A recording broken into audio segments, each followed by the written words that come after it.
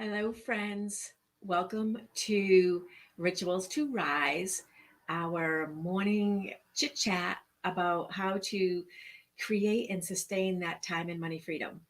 And, some people had asked why I put the reason why we're here into my beginning. And the reason is because I realize that your time is valuable to you. And I want you to know within the first couple seconds what I hope to help you with, or what I hope to give you, or what issue we're going to solve together. And so I follow a pattern of rituals as an acronym for me of reset, investigate, touch, up level, act, learn, and self care. So today is learn. And we've been doing a book club on Fridays. So the book that we are reading for January's book is Peeling the Onion by Leigh Brown. And I think that if you are in the real estate profession, you know Leigh Brown. And it's interesting. So, by the way, do you love my book? My bookmarks are masks. Anyway, she starts by, and I put in the introduction I put in the message to you, the introduction. So I'd like you to go and read it. Essentially, what she is saying is that this coronavirus really changed a lot about the way that we communicate. And perhaps this idea of not being able to touch people and not be personal with people and not be able to fully engage with people the way we had before is is making us really miss it and making us realize that we didn't know how good we had it when we had it. And so now, because of the our new way of communicating, we have to more actively look to establish and create and nurture the communication. And how do you do that? By peeling an onion, which means going deeper and deeper and deeper, right? So taking off the surface and finding, so I would say for me, the first part about that is like taking off the surface. So, we know that social media gives an inaccurate depiction of people. They look far too good on social media to be looking that good all the time. And, this is something for me, which has always been a life thing, is that like I feel like I am like one piece of scotch tape, like taped together that one, from a calamity of some sort. And also that, like, if you really knew me, you would not be impressed by me. Right. So I go through these challenges. And so now that we're talking about a new way to cultivate our relationships and going deeper is this piece of how do you go deeper with people? So for me, that next level would be service. So, I'm not real comfortable about like, why don't you tell me the top five things about you and I'll tell you the top five things about me. And there's a saying out there called humble bragging, which is that we kind of brag about ourselves, but we act like it's not a brag. We act like it's being humble. And I am guilty of humble bragging often. So I have to be careful on that. Anyways, so I try to look for service because that to me is like an entry in. And so that is like where my comfort level is on that. Now, I don't know about you, how you start like that going deeper. But I find that when you are doing something together, in service together, that kind of helps start it. There's a whole bunch of information about here about social media, what it's done for us and for our relationships, how it has just impacted the way we communicate. And I would love to hear comments from you all on what on. Okay, so I've got some comments. I'm just going to go check them out. So I've got good morning, good morning, good morning. So how has social media impacted you? Like how has it created your messaging? They talk about the depression and how like our teenage depression, our teenage suicides, and how much of that is tied to this idea of having to be perfect and beautiful and having like the flawless butt and all that kind of stuff. And showing statistics about in areas where there is no internet or low internet, suicide rates are significantly lower. So there's this paradigm here. Now, that's all well and good. And we kind of knew that, right? Here's the challenge. If I can't see you, I can't hug you, I can't touch you, I can't show you my whole face. And so my communication is going to be done where?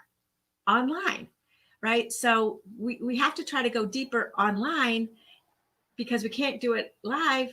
So again, it's this paradox. It's this love hate thing that's going on. And, even now more than ever, just the power of what social media can do in its actions, it just keeps on getting, bigger and bigger and bigger. Anyway, I would love to know how you feel about peeling that onion and what tips you are using. I will say that in this group, I have seen such signs of service that you've knocked my socks off at different times.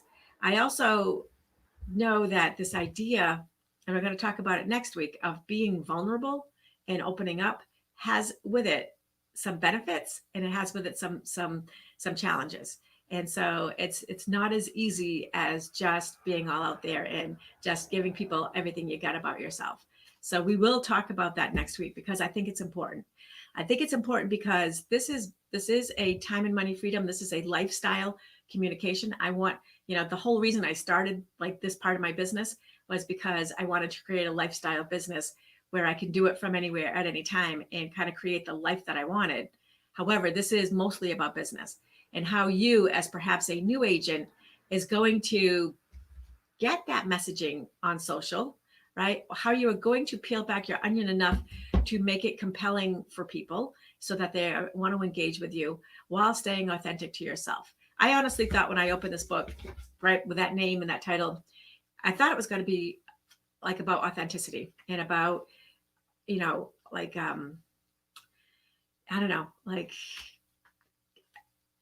almost a solution for how to get ourselves out there in the best way we can. And that's not really what it's about. It's more about um, coming up with a game plan, I guess. And so I see I have a message. By the way, I'm going for contacts today. Maybe not glasses. I want to take the risks and see what's underneath my outer layers. Oh, I love that. So, and it doesn't tell me who's saying it. Hi, unless you've registered, which I don't care if you register, it's fine.